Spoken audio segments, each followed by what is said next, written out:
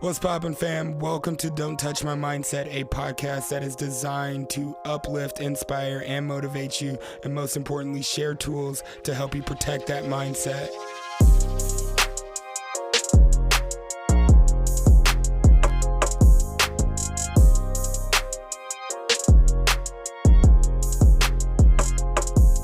Okay, I'm feeling good. I'm feeling phenomenal. What is up? What is poppin'? Yo, super excited to be here. I'm feeling inspired, feeling focused, connected. Thank you for joining me. I am your host, Jay Chase, and I just want to say thank you for rocking with me. Yo, we are on episode mindset 14. Wow, right? Wow. Already almost done with season 3, breaking the cycle. Yo, love what has came out of this season. Love how you guys showed up too. If you guys didn't get a chance to check out last week's Pivotal Moments, phenomenal conversation. Please go check it out. Just right after this one, just listen to this one and then go check that one out. Yo, the end of the year is right around the corner. So we're coming with some motivation, coming with some things to set you up for next year. Super excited about that. And I just want you guys to know that you are the reason that I keep going. So thank you for showing up. Keep sharing the episodes.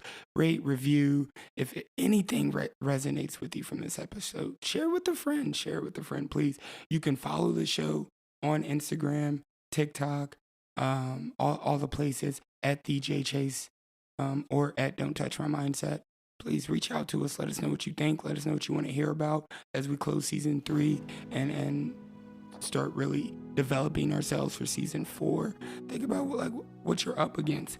So this week I wanted to talk about the power of accountability. Yes, accountability, mindset, accountability, just straight accountability. So we're gonna dive into what that looks like, what that should look like. Do you need accountability in your life? Things like that. What I really want you to do is just take a moment, think about what pain points this podcast can solve for you. Think about what goals that the power of accountability can help you achieve. And for some of you, it's a leverage question. Think about how you can leverage what you learned today and share it with a friend. I love you guys.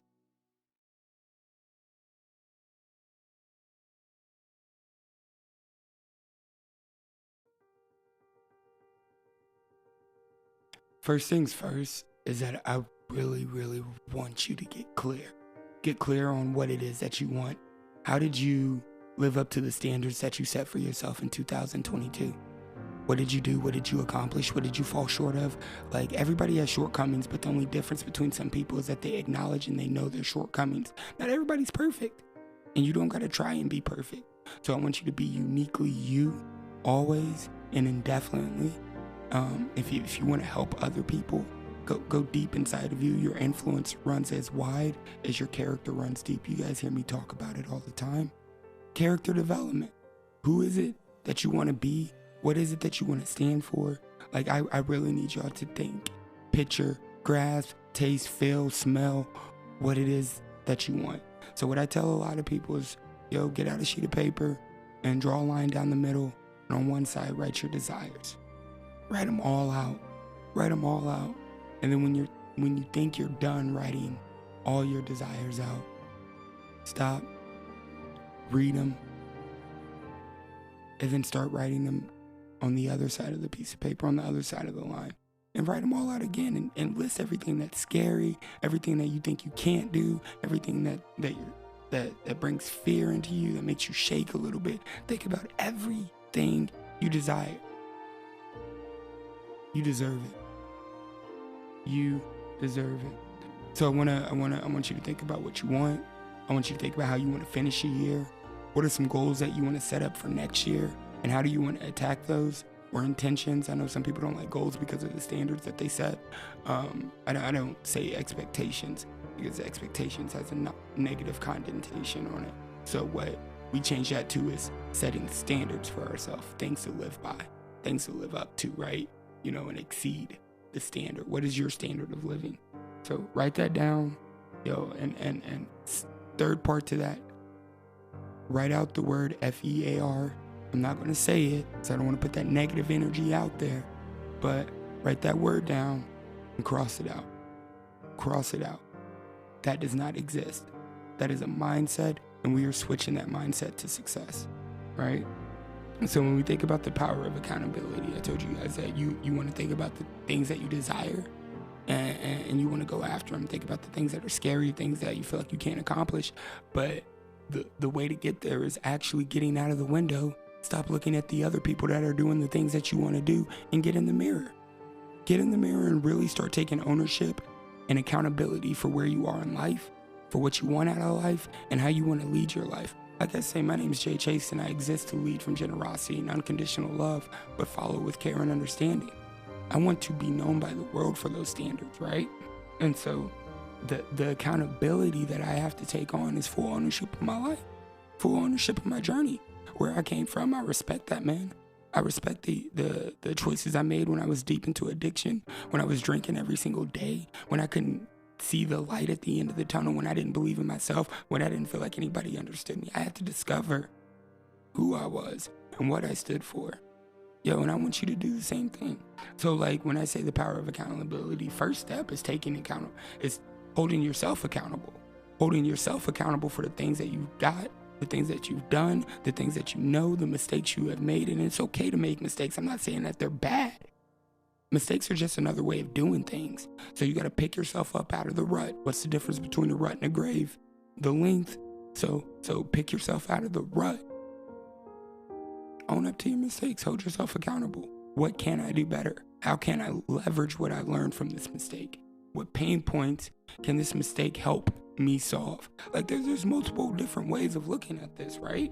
And then you can also use that mistake to help you achieve goals, help you learn, use that knowledge, turn it into wisdom, and put a plan of action together and go after.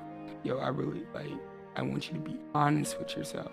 Like what is the most challenging thing in your life right now? And then hold yourself accountable for that. Really think about it. What's your biggest insecurity? What's the thing that you feel like you need to work on?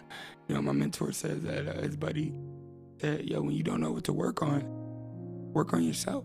Turn inward always. You don't got to be always out with your hammer and your nail fixing the world, but you can chop wood and carry water. Trust the process and start working on yourself and building something for yourself, building an empire and a kingdom within you. So when you're filling up your cup, you're ready to pour out. Like I fill up my cup so much that I teach.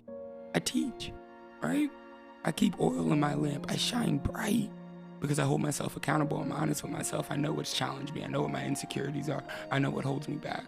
And then I literally look at myself using the DISC assessment. I look at myself, assess myself, and measure where I can get better and tell myself how to exactly to do that. Set up a plan of action for yourself. Like, I want you to think about your environment, your people, places, your things, your mindset, and ask yourself what is hindering you. And the beautiful thing about this is that you don't have to do anything. Like, you don't got to do anything. You just got to be honest with God. You just got to be honest with your creator, your higher power, and let God know, like, yo, what's hindering me? Reveal to me what's hindering me, honestly, because I need to get past this. Like, how many of y'all feel like, Jay, you talking to me right now? Like I feel like I'm about to quit. I'm about to give up. I can't do it no more. You know, when you feel like that, that's when you get in the mirror. That's when you hold yourself accountable. And then the second end of that is finding an accountability partner. Who's 3 people that you really, really trust? I have multiple accountability partners, because I have big dreams. And if I'm not being held accountable in every single aspect and area, I'm never going to achieve those dreams. So that now you got to write out who you have in your life, your environment, your people, your places, what places you go to in your life, and what things you do. You're write out your environment and see what is actually pushing you towards your goals, right? What's keeping you on your alcohol-free journey? What's keeping you on your sober journey? What's keeping you in recovery? What's keeping you working on yourself? What's keeping you being a protector, provider, and security for your family? Like, what's keeping you there? So, and then I need you to cut off what isn't. That's going to do nothing but suck energy, time, and effort out of you. It's going to distract you from the main goal. So, yes, I'm telling you to get an accountability partner. Long story short, I'm telling you to get an accountability partner, but only somebody who stretches you. Don't try and get somebody who's 3 steps behind you. You're just going to be frustrated because now you're holding them accountable. Now that's turning into a coaching session, right? Like, really, really look at what you're doing. Look at who is successful at what you're doing or what you want to do. And go find that person. If you 20-year-old, go get with a 30-year-old. If you 40 years old, go get with a 50-year-old. Like, really, and then ask them, how'd you navigate life to get to the point where you are now? Maybe it's somewhere you want to be. Maybe it's not. Maybe it's just wisdom. But you need somebody that can help you self-assess, evaluate, and make healthy adjustments along the way, right? Like, I'm telling you, you are never alone in it. Never. You're never alone in it. No matter how you feel, no matter what you think. Like, maybe you don't have family. Maybe you don't have, some really, really, really close friends. Maybe you feel like you only have acquaintances. Hello, that's me. But you're not alone. When you look at the factual evidence around you, when you get out of your mind and you get out of the negative thinking, you get out of the repeat thinking, you really see that you're not in it alone. Like, there's somebody who's going to have your back always. Always. And if you really can't, find an influencer. Set the standards by the influencer, then start trying to become that, right? I'm not saying be another person, but I'm saying you need to find a foundation, an example, a model of what you want to do. Self-assess where you are now, awareness, and then, action. Continue to build that into habit, automation, then acceleration, right? We speed it up. Look, I promise you. And one other tip, like, I'm not going to leave you hanging, but I do want to leave you with this. Communication is key. No matter if you are holding yourself accountable or you have found your accountability partner, communication is key. Like, you have to know how you communicate with the world and how the world communicates with you, because so often we respond from our trauma, we respond from our pain points. Like, we don't know how strong we are, so we start with the pain, we look at the pain, and then we want the world to communicate how we communicate. When in actuality, there's only like 30% of people who are actually going to communicate the way that you do. So then we end up frustrated at our accountability partners. So I want you to know that communication is key. Make sure you are clear, concise, precise, and speak with authority and emotion when finding your accountability partner.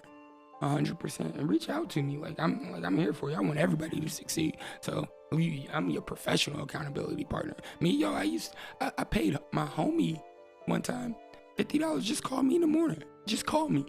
Tell me I'm amazing. Tell me I'm worth it. Tell me I can achieve everything that I want. You know what I mean? I was like, you want to make some bread? He was like, sure. I was like, just call me at this time for a week.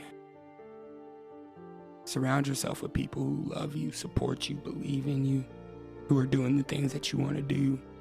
Hold yourself to certain standards. Know that you want the things you want in life and you deserve that. Go after that. You're worthy of that. I promise you. And the communication is key. Like, we're bending the corner, y'all. 2023 is right around the corner. We're bending the corner. So what I need you to do is pull it together, assess your goals and dreams and your aspirations, put together a plan, and put it into action. I love you guys. Thank you so much for listening. Thank you for rocking with me. Thank you for coming back. Yo, if anything resonated from this episode, share it with a friend. Share it on social media. Put up a quote. Like, let's grow. Let's grow. Get around some like-minded people. Rate, review, please. Subscribe. Follow the show on Instagram at BJ Chase or at Don't Touch My Mindset. We are back next week with a brand new episode, brand new mindset, the season finale of season 3. Chill. I know we'll be back. I ain't gonna leave you hanging in the holidays. We'll be back. I love you guys. Until next time, stay focused, stay inspired, stay connected, and please, don't let anyone touch your mindset.